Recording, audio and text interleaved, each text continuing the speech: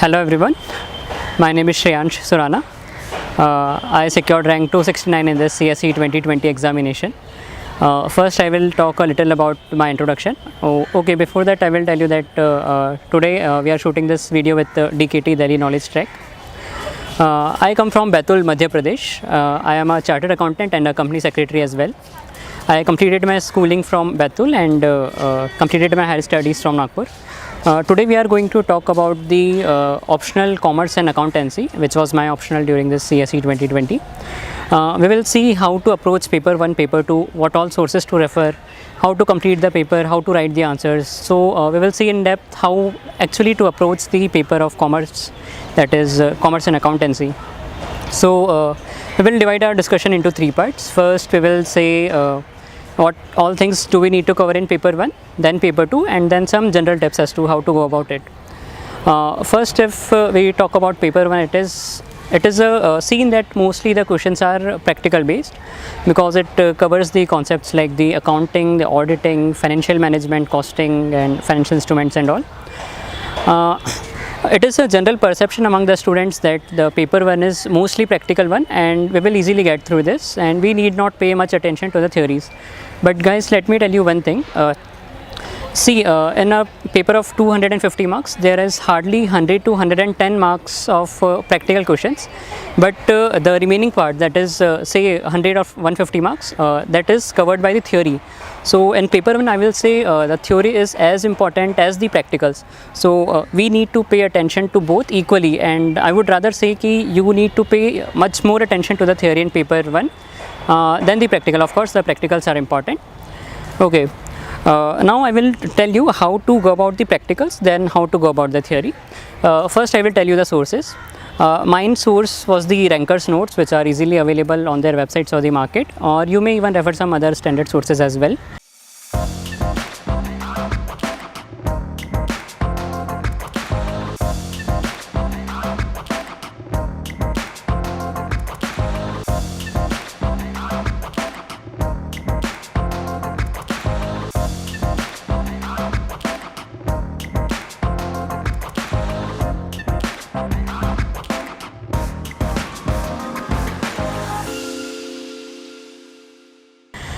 In my case, I had CA, that is Chartered Accountancy, as my background. तो ऐसा होता है कि चार्टर्ड अकाउंटेंसी में काफ़ी सारे सब्जेक्ट्स कॉमर्स एंड अकाउंटेंसी के सेम होते हैं. तो मुझे बहुत ज़्यादा इसमें एफर्ट्स नहीं लगा था, क्योंकि सब्जेक्ट्स कॉमन थे और प्रैक्टिकल स्ट्रॉन्ग था काफ़ी, तो बहुत ज़्यादा एफर्ट्स नहीं लगा. But I will tell you how to go about it. Since the syllabus of if you are already a chartered accountant और यू हैव स्टडीड BCom और some other commerce background, then आपने पहले से काफ़ी कुछ पढ़ रखा होगा. बट हमें यहाँ पे स्ट्रीमलाइंड स्टडीज़ चाहिए. मैं ऐसा इसलिए बोल रहा हूँ क्योंकि हमारे पास ऑप्शनल पढ़ने के साथ साथ GS के भी बहुत सारे सब्जेक्ट्स हैं. तो कॉमर्स को हमको डेडिकेटेडली फोकस देना तो है, बट कितना देना है ये हमें डिसाइड करना है, क्योंकि मटेरियल बहुत सारा है, सिलेबस काफ़ी वास्ट है, तो उसको स्ट्रीमलाइंड वे में कैसे प्रिपेयर करना है. तो अगर पेपर 1 की जहाँ तक की बात है, तो आप किसी भी एक सोर्स को उठा लीजिए. मैं ये सजेस्ट नहीं करूँगा कि ICAI, that is institute of chartered accountants of India, उनके मॉड्यूल लो और बहुत सारे प्रैक्टिकल सॉल्व करो, हमें ये नहीं करना है. The best approach is to pick up the previous year papers. आप पास्ट ईयर के पेपर्स उठाइए, उसको एनालाइज़ करिए कि किस पोर्शन से क्वेश्चंस आ रहे हैं, और उसमें ये भी देखिए कि प्रैक्टिकल कहाँ से आ रहा है, थियोरी कहाँ से आ रही है. क्योंकि अराउंड 10 से 12 क्वेश्चंस होते हैं जो शॉर्ट नोट बेस्ड होते हैं, जो बहुत ईजीली सॉल्व हो जाते हैं और बहुत मार्क्स फैचिंग चीज़ें हैं वो चीज़. तो आप देख लीजिए कि प्रैक्टिकल्स कौन से सब्जेक्ट से आ रहे हैं, कौन से चैप्टर से आ रहे हैं, और थियोरी कौन से सब्जेक्ट से आ रही है, कौन से टॉपिक से आ रही है. तो इससे 2 फ़ायदे होंगे. एक तो ये कि आपके जो प्रिपरेशन है वो डिविएट नहीं होगी कि किस वे में पढ़ना है, किस डायरेक्शन में पढ़ना है. दूसरा ये कि आप सिर्फ रिलेवेंट चीज़ें पढ़ेंगे.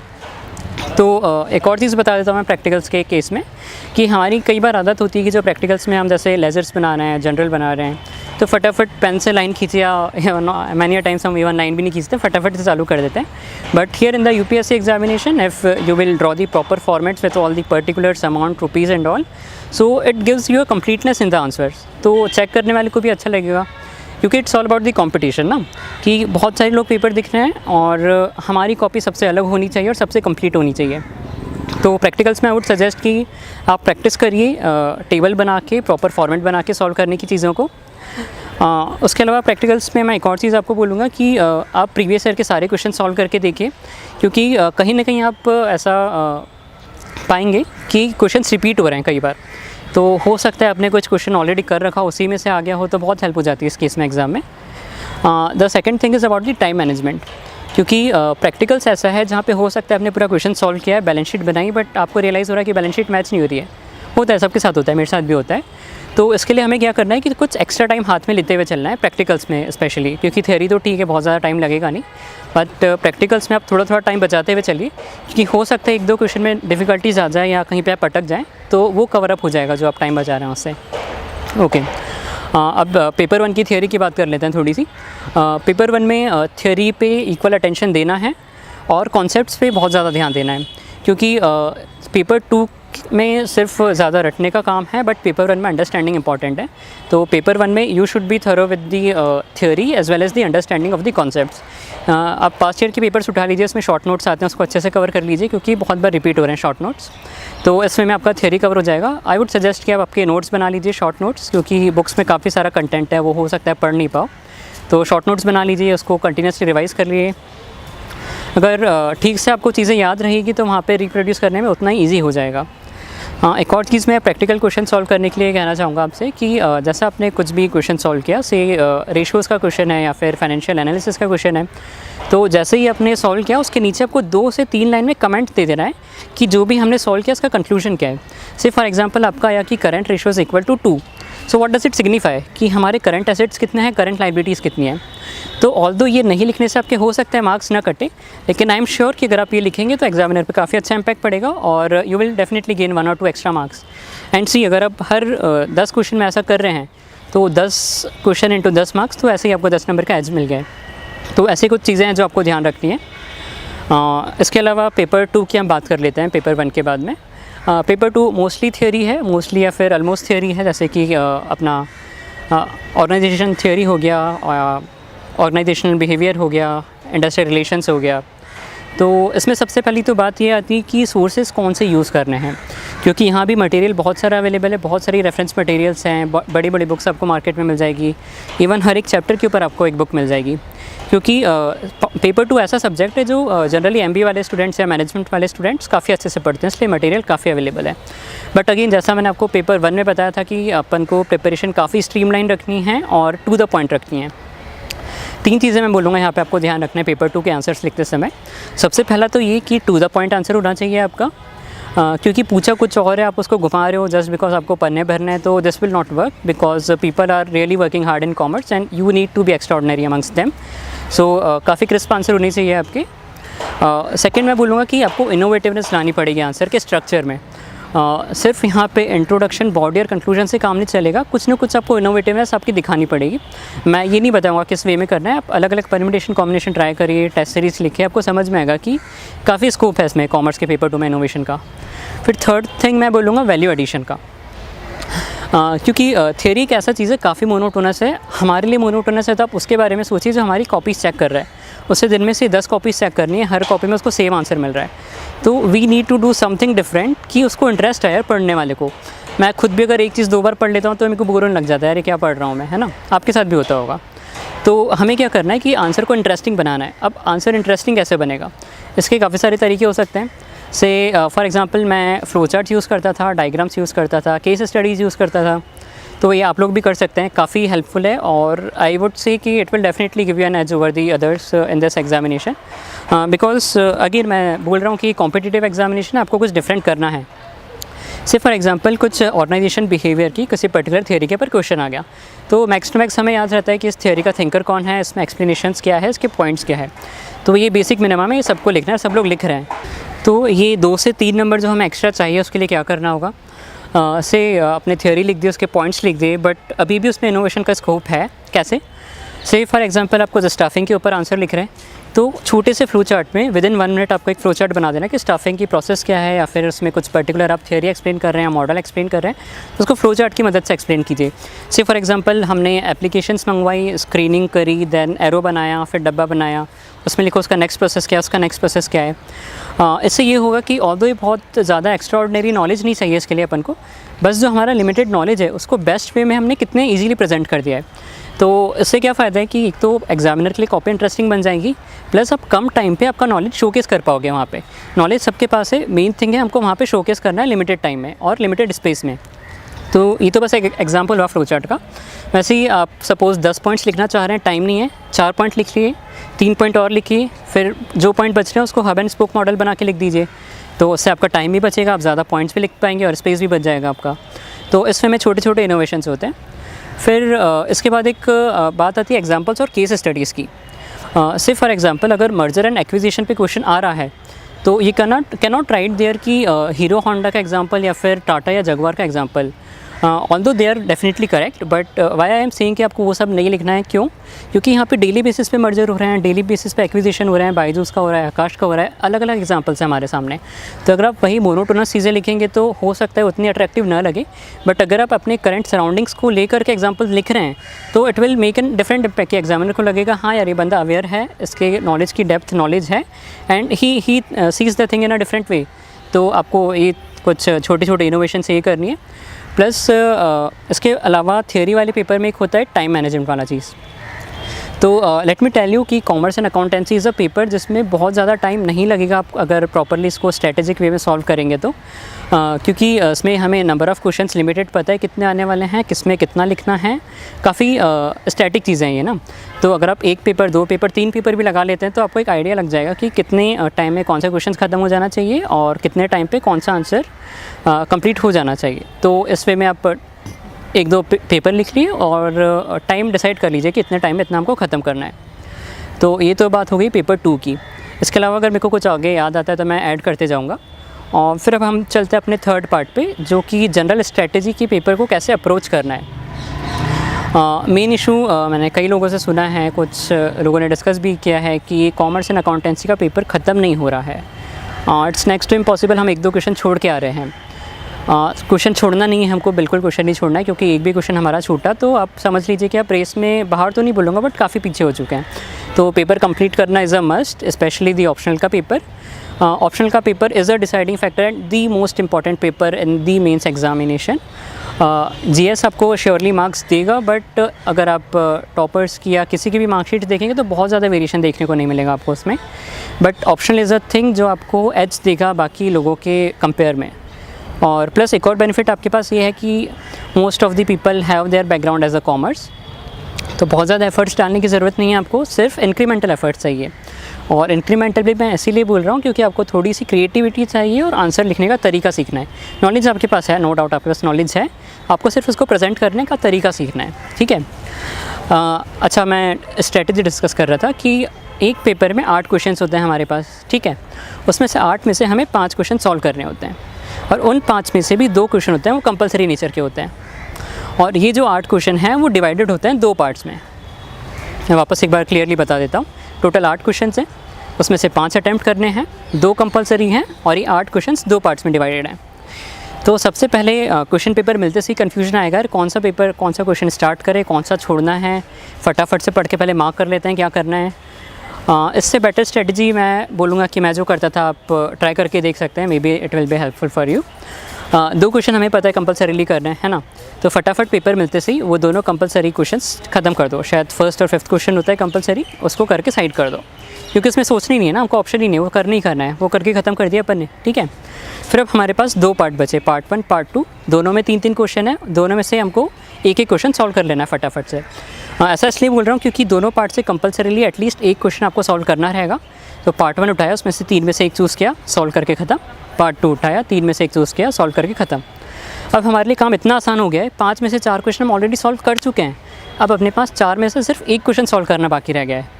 तो आप सोचोगे कितना ईजी हो गया आपके लिए पेपर सॉल्व करना ना, कि 4 में से कोई भी एक बेस्ट क्वेश्चन उठाना है जिसका हमको अच्छे से आंसर आता है, फटाफट इसको लिखा, यू आर थ्रू।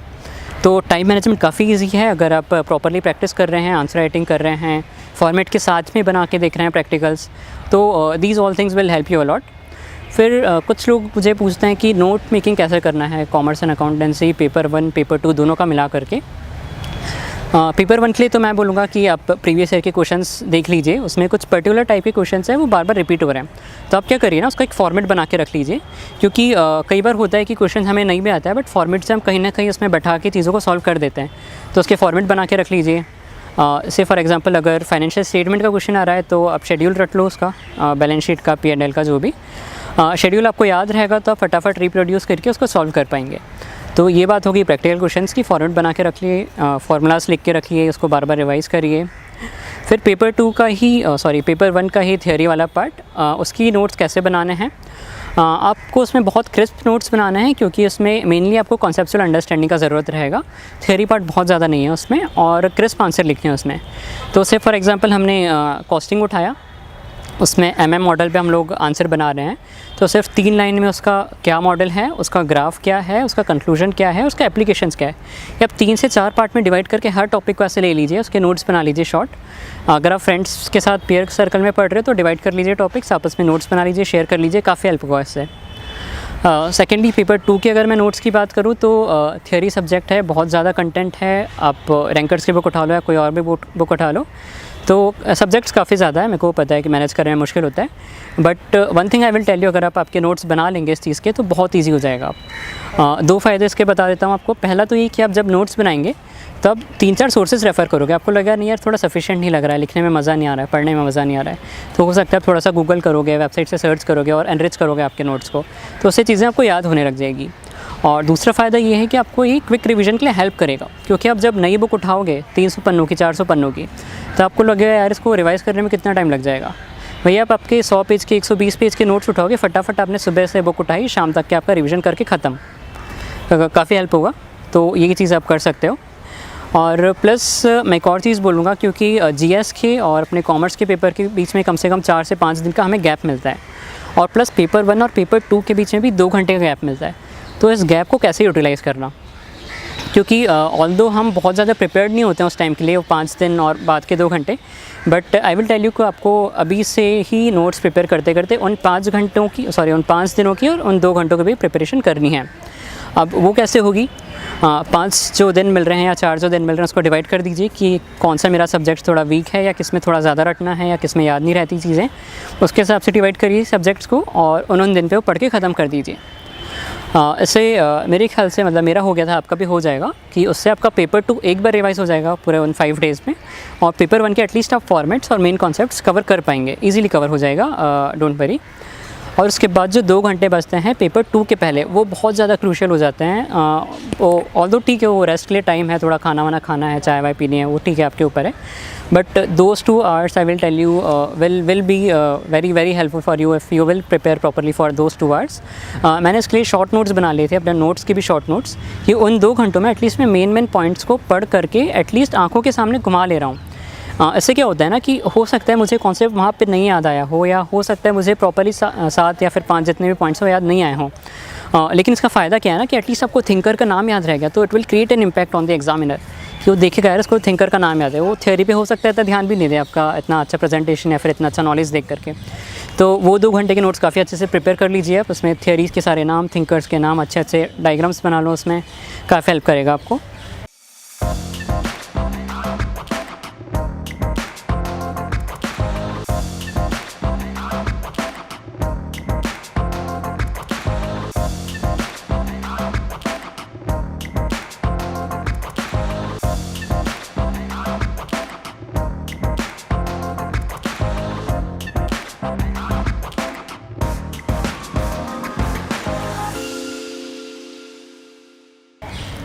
प्लस एक जनरल एडवाइस है मेरा, आप कंटिन्यूसली न्यूज़पेपर पढ़ते ही होंगे, हिंदू, इंडियन एक्सप्रेस, जो भी पढ़ते होंगे आप, उसमें एक आप लास्ट में देखेंगे स्पोर्ट्स पेज के पहले एक बिज़नेस पेज आता है।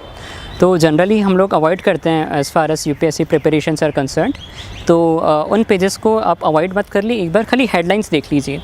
ये मैं आपको इसलिए बोल रहा हूँ क्योंकि वो ना एग्जाम्पल्स बनाने में बहुत हेल्प करता है। मेरे केस में ही कुछ तो स्टॉक से रिलेटेड क्वेश्चन आया था, फाइनेंशियल इंस्टीट्यूशन या फाइनेंशियल मार्केट पे क्वेश्चन था, और उसी दिन कुछ तो सेंसेक्स से रिलेटेड कुछ बड़ा न्यूज़ आया था। तो what I did, I wrote my answers normally, and मैं एक डब्बा वहाँ पे ना, एक ऐसा डब्बा बनाया, वहाँ पे केस स्टडी लिखा और 2 लाइन का न्यूज़ वहाँ पे लिख दिया मैंने। तो ऑल्दो वो पूछा नहीं था क्वेश्चन में, but it was very much relatable to that particular question. तो this will create an impact on the examiner. यार ये करंट अफेयर से अपडेटेड है, इसको थ्योरीज अप्लाई करना आता है, इसको पता है कि कौन सा नॉलेज कहाँ पर यूज़ करना है। So this will definitely be an added advantage to you. बहुत बड़ा सब्जेक्ट नहीं है, जैसे मैंने स्ट्रीमलाइन करने के लिए आपको बोला है, प्रीवियस ईयर पेपर एनालाइज करिए, सारे टॉपिक्स में से क्या क्वेश्चन रिपीट हो रहे हैं उसका लिस्ट बनाइए। लिस्ट बनाना ज़रूरी है, मैं पहले बोलना भूल गया था कि आप देखो कौन से चैप्टर से कौन से टॉपिक्स आ रहे हैं, उसका लिस्ट बना के साथ में रख लो। इससे ना फटाफट रिवाइज़ करने में हेल्प होगा जब आपके पास टाइम कम होगा, क्योंकि जीएस भी पढ़ना है आपको। तो जीएस पढ़ते पढ़ते लगेगा यार कॉमर्स में बहुत ज़्यादा टाइम चलेगा, सिर्फ इंपॉर्टेंट पढ़ के अपन चले जाते हैं, तो कर सकते हो आप अगर टाइम कम है तो। लेकिन जो इंपॉर्टेंट टॉपिक्स हैं जो बार बार रिपीट हो रहे हैं उनको आपको साथ में लेते हुए चलना है, रिवाइज़ करते रहना है कंटिन्यूसली। और इसके अलावा आपको कॉमर्स के लिए अगर कुछ लोग पूछते हैं कि एडिशनल सोर्सेज रेफ़र करना है क्या, तो मैं बोलूँगा सिर्फ आप वैल्यू एडिशन के लिए एडिशनल सोर्सेज ले रहे हैं तो इट्स गुड, बट बहुत ज़्यादा रिसोर्सेज के पीछे नहीं भागना है, क्योंकि ऑलरेडी बहुत कुछ पढ़ने के लिए है हमारे पास। तो रिसोर्सेज कम से कम रखो, बट अच्छे रखो रिसोर्सेज, प्लस एनरिच करते जाना है हमेशा आपको। और एक टेस्ट सीरीज़ के लिए क्वेश्चन आता है मेरे पास कि टेस्ट सीरीज़ कब लगा लेनी चाहिए, कितने टेस्ट लिखने चाहिए, कौन सी टेस्ट सीरीज़ लगानी चाहिए। तो मैं बोलूँगा ये टोटली आपके ऊपर डिपेंड करता है कि आपका कब तक पढ़ के ख़त्म हो गया, आपको कॉन्फिडेंस आ रहा है या नहीं आ रहा है। बट वन मोर थिंग, अगर हो सकता है आपको कॉन्फिडेंस नहीं भी आ रहा हो ना कॉमर्स में कि यार टेस्ट सीरीज़ लगाया नहीं लगाया अभी तो पढ़ के नहीं हुआ है, तो आप उसके लिए काम करिए कि पार्ट्स में टेस्ट सीरीज़ लगा लीजिए। पेपर 1 में कुछ पार्ट आपने पढ़ के ख़त्म किया, उसके क्वेश्चंस निकाल लिए, मिल जाएगी आपको मार्केट में इजीली अवेलेबल है। टेस्ट सीरीज़ ली, उसके क्वेश्चंस लगा लिए, तो थोड़ा कॉन्फिडेंस आ जाएगा, ठीक है हमको बन रहा है। फिर ऐसा करते करते धीरे से अपन ने फुल लेंथ टेस्ट दे दिया एक, तो फुल लेंथ में आपको और कॉन्फिडेंस आ जाएगा, ठीक है मैं I can do it, at least I can solve it. अगर टाइम पे नहीं हो रहा है तो it's not an issue, but at least you should attempt it. ये चीज़ आपको स्पेशली पेपर 1 के लिए बोल रहा हूँ, क्योंकि वहाँ पे टाइम मैनेजमेंट थोड़ा इशू हो सकता है, क्योंकि क्वेश्चन हो सकता है गलत हो जाए या नहीं बन रहा हो। तो पेपर 1 के लिए तो डेफिनेटली आपको कर लेना चाहिए, भले आपके पास टाइम हो या नहीं हो, कैसे भी निकालो उसके लिए टाइम कर लो। और उसके अलावा तो मुझे लगता है कि काफ़ी कुछ कवर कर दिया। स्टिल आपको कुछ लगता है कि क्वेरीज़ बचा है तो you can ask me maybe on the social media और anywhere. So I think this was all for our today's session. Okay, bye bye, good luck, all the best.